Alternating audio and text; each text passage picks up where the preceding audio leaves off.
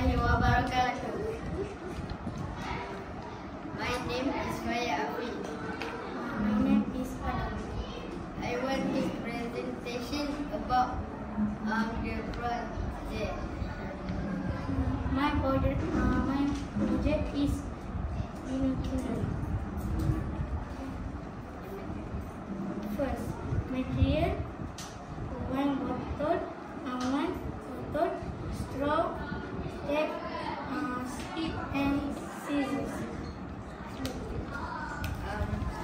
Secondly, step to make is firstly we search the bottle.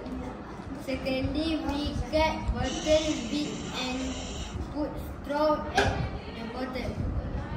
Thirdly, we tape. Fourth,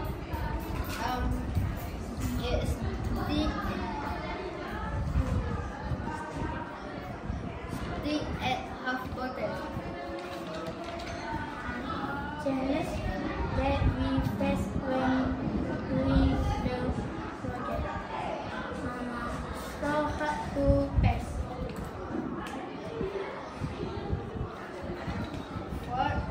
What can we learn about recycle and creativity?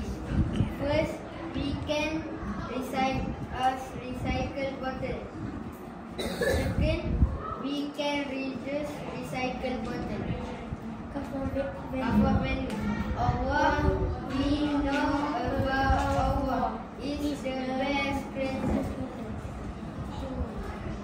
Human respect, friend, be responsible.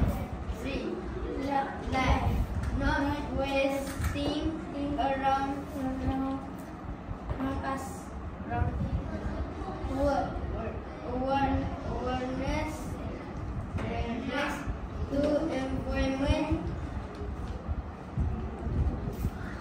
sustainability. 5 years after, get reward can get sign if.